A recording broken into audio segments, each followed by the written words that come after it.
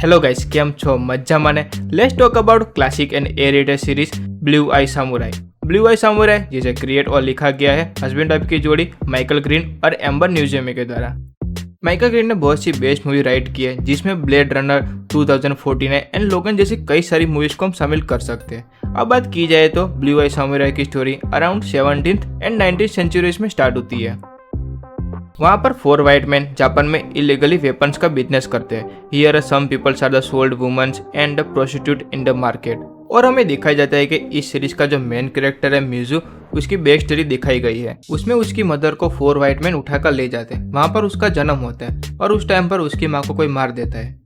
यहाँ पर Mizu childhood to young age को स्ट्रगल देखने को मिलती है। उसके गांव के लोग सारे बच्चे मिजू को बहुत परेशान करते हैं, उसको डेविल और ऑर्फेन और अनाथ कह के बुलाते हैं। मिजू एक ओल्ड स्वॉर्डस्मिथ के साथ रहता है। वहाँ पर वो स्वॉर्ड बनाने में हेल्प भी करता है और उसके साथ वो स्वॉर्ड चलाना भी सीखता है और वो बन जाता है सामुराई। समय के साथ उसकी एज भी होती है। वो यंग एज में आने के बाद वो निकल पड़ते हैं अपनी माँ का रिवेंज लेने। मैं आपको कह सकता हूँ कि इस सीरीज का जो फर्स्ट एपिसोड है आपको बहुत ही बड़ा ट्विस्ट देखने को मिलेगा। और इसके आगे उसके रिवेंज जर्नी में बहुत से कैरेक्टर इंट्रोड्यूस होते हैं, जिसमें ताइजेन, रिंगो, अकिमी जैसे कई सारे नाम हैं। फर्स्ट एपिसोड के स्टार्ट में मिजू जिस रेस्टोरेंट में था वहाँ के शेफ को देखा होगा, वो है Ringo. Ringo was born without hand, तब भी वो मिजू की जर्नी में हेल्प करना चाहता है। आगे कई मुश्किल दौर में रिंगो मिजू की बहुत ही हेल्प करता है। हालांकि पहले मिजू को वो पसंद नहीं था, पर फिर भी वो दोनों अच्छे दोस्त बन जाते हैं। He is an over eager and a loyal person.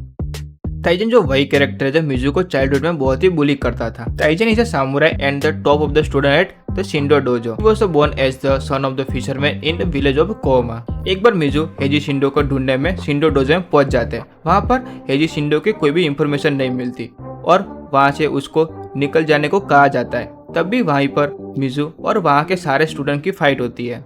इस फाइट को बहुत ही अच्छी तरह से डायरेक्ट किया गया है। वहाँ के सब स्टूडेंट और मास्टर मिजू से हार जाते हैं। यह बात टाइजन को पता चल जाती है। टाइजन उसी दिन अपनी एंगेजमेंट सेरेमनी को सेलिब्रेशन कर रहा होता है, पर मिजू से हार जाने के बाद सामुराई लॉर्ड तोकुनोबी डाइची को पता चल जाती है। वो अपनी बेटी अकिमी और टाइजन की मैरिज को कैंसिल करवा देते हैं। अब टाइजन मिजू को मारकर अपना बदला लेना चाहता है। टाइजन जो कैरेक्टर डेवलपमेंट बहुत ही अच्छी तरह से दिखाया गया है। Bad side to good side transformation.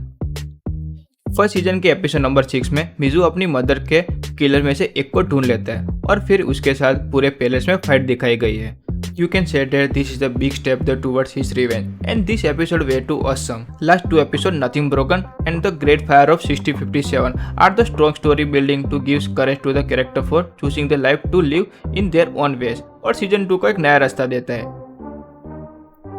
I must recommend, आपको कोई action anime and R rated anime series देखना चाहते हो तो blue I Samurai is best. In Netflix ऊपर अवेलेबल है। सारे एपिसोड आप एक बार चेकआउट कर सकते हैं और उसके साथ उसके सारे डब भी अवेलेबल है, इंग्लिश, हिंदी, जापानीज। आप एक बार प्रीफर कर सकते हो।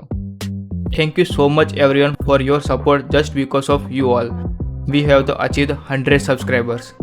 ऐसे आपको एनिमे कॉमिक रिलेटेड वीडियो चाहिए, मेरे चैनल को कीजिए सब्सक्राइब, इस वीडियो कीजिए लाइक, शेयर एंड कमेंट। हम लोग जल्दी मिलेंगे एक नई वीडियो के साथ।